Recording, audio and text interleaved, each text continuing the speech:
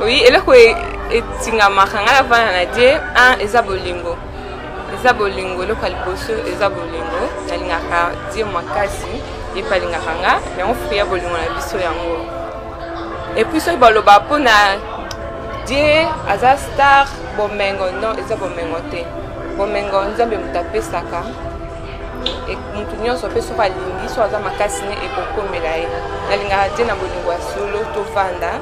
Dès que bandi moi la biso ya liboso tito konuna aza jeune apena aza jeune yango nalingaka ye makasi mpona bongo.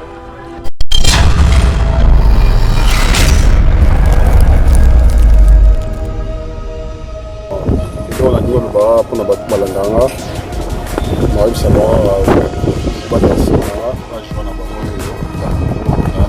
Vous publiez ma mission de vos messana, mais vos judiers merci Mbokani, Djogo Mboka vous publiez Mutakala. Est-ce que c'est normal? Congo ton un couple qui toko boye na famille na ye. Tala mutachaka babi boye. Tala muta sepel sarabi sonde bozomo na image. Mais vos potiers ka déjà RDC. Boa mami te mama bena nenga o saranati. Merci Mbokani kimia eza na libota avec la grande dame Marlène Tessa qui Maman Marlène Yazali moi si à Dieu merci Mbokani bino mokobota la kaka ba jolibilité yokani so sali Dieu merci Mbokani boye vina e sali nini akufi to Marlène Tessa ko boya ye c'est pitié pour notre communauté yokani muta publier boye muta sali boye ezana ivoirien c'est toujours un congolais bo bandaka na ba musicien boye na ba journaliste aujourd'hui bozu Dieu merci Mbokani joueur à Mounena Congo bo publier Mutakala yo soro publier Mutakala yo la fille oza la garçon oza la nani orozwani est-ce que tant vous aurez ba photo ya mutu Mutakala mutu roi Dieu merci Mbokani bo publier Mutakala est-ce que c'est normal eza nini pour la communauté congolaise car maramba buzo bande biso to lingaka makambo ya solo to landela rangote to publier ba pasteur kaka biso ba congolais bo publier ba musicien kaka biso ba congolais lelo lisusu bozu bo publier Dieu merci Mbokani joueur a munene ya mboka na biso c'est un papa azana famille na ye azana mwasi azana babokilo komona Diogo na bango ya mboka Dieu merci Mbokani ya Marlène Tessa nayebi ke libale kozala kaka kimia kozala et puis eza yete c'est pas lui nazo confirmer bino ke eza pena yete et koza photo montée ce que vous monter pour nini bato bozala bandako bosala angoti mais so moni mutu mo ayebani kara mukie bozui photo ya Dieu merci Mbokani bo mutakalize ye. C'est la honte. Bokoma eloko muke bozui photo ya muninga botier. Bozui photo ya muninga botier. Dieu merci Mbokani asali nini po bo publier ye Mutakala. Botiki suba musicien toye barake toza ba bantu. Toye barake osali muninga lelo yo po kofuta yango tina 4e génération. Yo po kofuta yango tina bana na yo kobota bakoko na yo. Parce que trop c'est trop avec la mutakalisation. Trop c'est trop.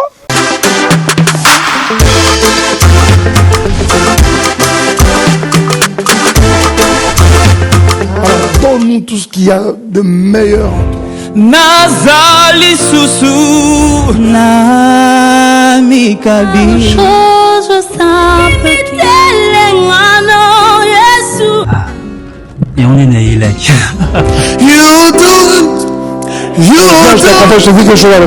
ces candidats me donnent envie de chanter.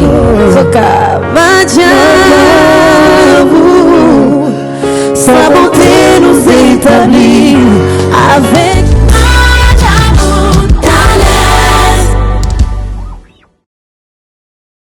Mbote na biso Nga nazali docteur Benjamin Tatete, chirurgien vasculaire et phlébologue na Belgique et surtout na Congo RDC na biso à travers structure TVC médicale. Mbote na bino nyonso bozolanda biso nazali madame Tatete Violette, infirmière spécialisée en soins de plaie na TVC médicale, nazali pe directrice ya TVC médicale. Docteur Tatete s'est expliqué na vidéo mususu pour na makamba bengaka mbasu. Biso na TVC médicale to créa hôpital bengaka spécialisé en soins des plaies. Ça veut dire quoi? Tous les services en général, tous les urologie, gynécologie, maternité, pédiatrie, radiologie, laboratoire, ils sont vraiment bien équipés. Nous avons pris moko ya mukie. Ce que vous voyez pas na biso, tous les produits au tarapoto, au utiliser à mikila pour la machine. Ceux qui docteur Tatete na équipe na ba sali diagnostic, ba traiter cause, na ko rappeler les sous-souké, ba mbasu mingi o ebimaka bat na Kinshasa ou bien na mikili ebele. Les alaka souvent liés à des problèmes à tuyaux. Il faut d'abord que l'on liboso à reconnaître cause. Ce qui cause les a connus, peu importe origine à pota, la TVC médicale te rejoindra en charge. C'est pour cela que nous, en tant que chirurgien vasculaire, nous avons ramené dans le Congo la technique chirurgicale minimale invasive aux les os soignés. Les médecins de TVC médicale, 77 avenue Kenge na Ngiringiri, baza formé pour reposer le diagnostic, pour soigner le bateau, et puis nous avons opéré. Baza na appareil net, donc na royebi sabino à travers médias oyo bolo bali sous-souté que un format qui binoté. Donc ce que ça mutu o abela rabapota ezo kaukate ezo silate bon que n'est pas ba tradi praticien té bon mais maï na TVC médical na 77 avenue Kenge entre Asosa et Chaba na commune Ngiringiri voilà ndé ba sabino solution na ba batali ba pota na bino. Merci beaucoup pour l'attention na bino.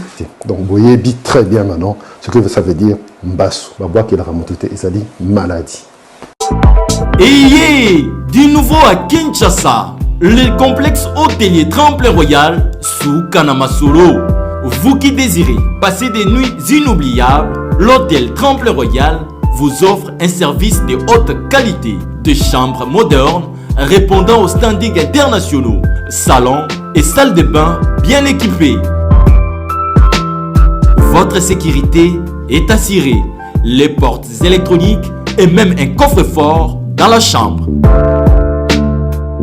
Tremplin Royal dispose d'un restaurant VIP, des plats de différents goûts à un prix hors conquérant, de boissons de toutes marques accompagnées d'une musique douce. Ce n'est pas tout. Pour vos déplacements, Tremplin Royal met à votre disposition une voiture pour tous vos déplacements et un groupe électrogène industriel pour faire face à la coupure d'électricité.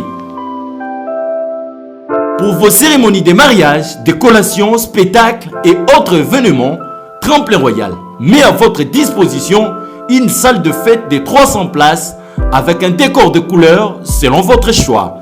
Nous sommes situés au numéro 23 de l'avenue Aérodrome dans la commune de Barumbu, référence stade municipal de Barumbu. Pour tout contact, appelez-nous au 081 570 78 00 09 98 55 22 96 et Salimana Nouté, le complexe hôtelier Tremplin Royal, le confort et les nôtres sous Kanamasolo chez Tremplin Royal Kanokakae.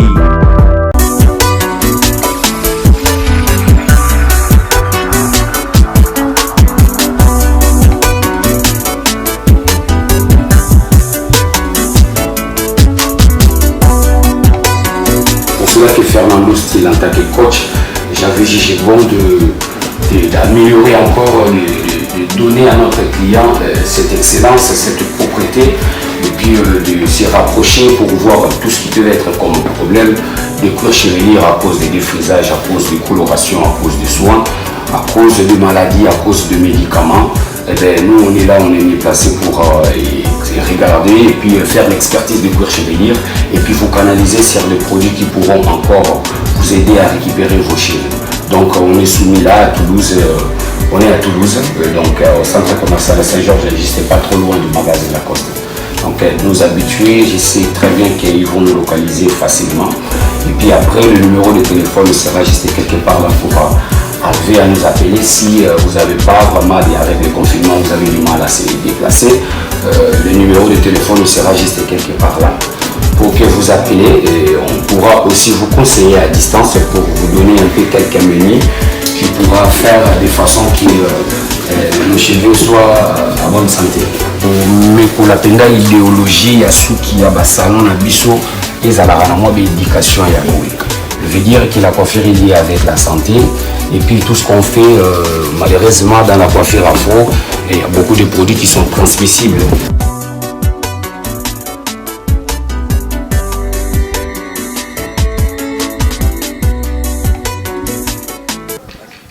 Voilà, mesdames et messieurs, Mathieu Bonchier face à tous les publics de la République démocratique du Congo, tout solo la dossier à Dieu merci Mbokani. Dieu merci Mbokani, c'est parmi les grands joueurs de notre pays. Au Basala Moussa na bango bien.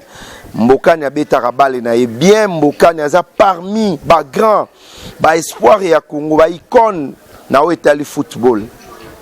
Mais lelo yon mboka na biso respect ya ba musiciens ezala raté. Respect ya ba footballeur ezala raté. Respect à biso ba journaliste. Donc au monde mutu mo azo fingo ka boy. O sali eloko te azo fingo ka boy. A fingi na mama na yo, a fingi na makamu na yo tout donc et ça la biso vraiment passe. Soto les gars na ba émission, ceux qui to betaka ba balé, ba misé ba betaka musique ezaka po ba sepelisa biso na bino. Mais kotala mutu loko la Dieu merci Mbokani. Bozuye, bopotiye, bozoba. Botala nan makambo bino bosali. Yokani so sali Dieu merci Mbokani boye vina e sali nini. Akufi, to Marlène Teza koboya ye, c'est pitié pour notre communauté. Yokani muta publié boye, muta sali boye, ezana ivoirien, c'est toujours un Congolais ou une Congolaise. En tout cas, ils a pas si pour na mboka na biso. Bajogwa minene o bayaka babeti pona mboka na biso Congo. Dieu merci Mboka na tika rapoto aye alandela akabelaka ba congolais. Mais kaka to lamuki to lali to lamuki bozui photo na ye. Ya Dieu merci Mbokani bo publier ye. Soko publier Dieu merci Mbokani mutakala okozwa nini. Bo bandaka na ba musicien, boye na ba journaliste. Aujourd'hui, aujourd'hui, Dieu merci Mbokani. Joueur à Mounena Congo, pour publier Moutakala. Yo soro publier Moutakala. Yo la fille, ose à la garçon, ose à la nan, Orozwani. Est-ce que tant que vous aurez une photo ya Moutakala, Moutouroi, Dieu merci Mbokani, pour publier Moutakala? Est-ce que c'est normal? Et ça nini pour la communauté congolaise? Car Maramba Bouzo Bande Bisoto Lingaka. Makambo ya solo to landela rangote. To publier ba pasteur, kaka biso ba congolais. Bo publier ba musicien, kaka biso ba congolais. Lelo lisusu bozu bo publier Dieu merci Mbokani. Joueur a munene ya mboka na biso. C'est un papa, azana famille na ye, azana mwasi, azana babo kilo. Est-ce que c'est solo? Ataku tu bozu bo monter, bo sali montage.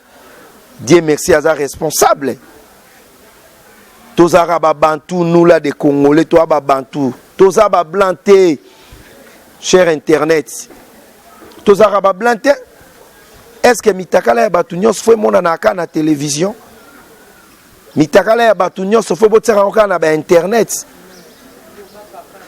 Place ba ivoirien, bazali, ba américain, bazali, ba français, bazali. Aux unes de Ronabino, Dieu merci Mbokani, bo potaïga à des arts. Non, c'est la honte pour notre pays. Et pourquoi pas, Nabandeko Nyonso Bazala revendre les machines pour ça la bouzo bayaboy. Et c'est nini ba joueur ba kozala nango. Sore indi maramba Congo to benga ba joueur à Libanda.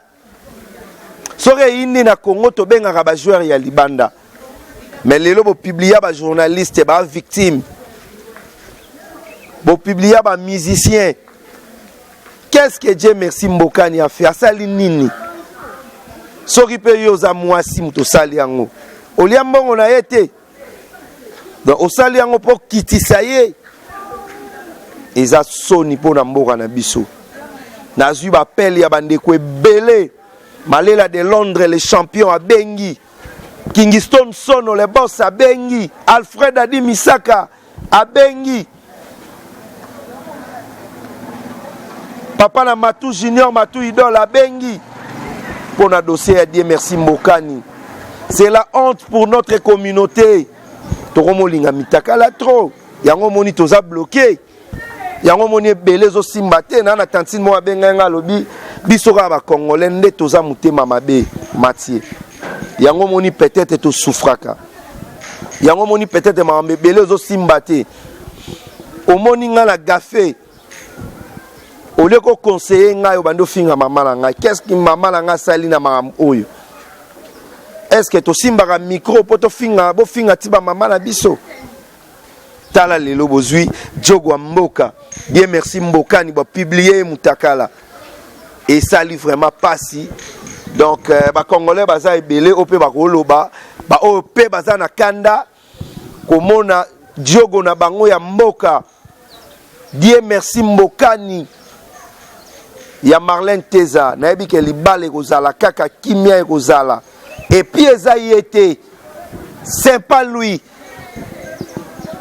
nazo confirmer bino ke eza pena yete et koza photo montée ce que boko monter pour nini bato bozala banda ko bosala angoti mais so moni mutu mo ayebani kara mukie bozui photo ya dire merci Mbokani mutakalize ye c'est la honte. Bobandaka na ba musicien, toye na ba pasteur, bokoti na ba politicien, bokoti na ba journaliste. Lelo lisusu die merci Mbokani, joueur a munene ya RDC. Est-ce que maramba bo il faut to encourager ango kaka. Kongo tozo kende wapi? Tozo kende wapi? Toza ba bantu, toza ramindele te. Bokoma eloko muke bozui photo ya muninga botier. Ozui photo ya muninga otie die merci Mbokani asali nini po bo publier ye mutakala. Botiki suba musicien. Botiki suba tumususu. Bokebe bisaka couple die merci Mbokani. Bo échoué couple na ye ko beba te akozalaka toujours na mwasi na ye na famille na ye. Mais tant tozo sala makambo oyo biso communauté congolais toye barake toza babantu toye barake osali muninga lelo yo poko futa yango tina 4e génération yo poko futa yango tina bana na yo kobota bakoko na yo parce que trop c'est trop avec la mutakalisation trop c'est trop trop c'est trop ba pasteur victime nango yo kanti ba pasteur ba publier ba sola ma bena batu nyoso ba publier bango. Ba journaliste ba bima ba victime ya ba mutakala basala binoni to sala nini oyebana te ngambu Congo pourquoi toza mutema mabe na ndimeli Félix waze quoi richesse mbako to ranango ya mutema mabe na ndimeli Chichichibo la grande dame. Beauté plus l'argent, alors balanga Mathieu Bonché. Congo to linganité. Nanimeli Serge qui sait que mon vieux, pourquoi boyer? Pourquoi boyer?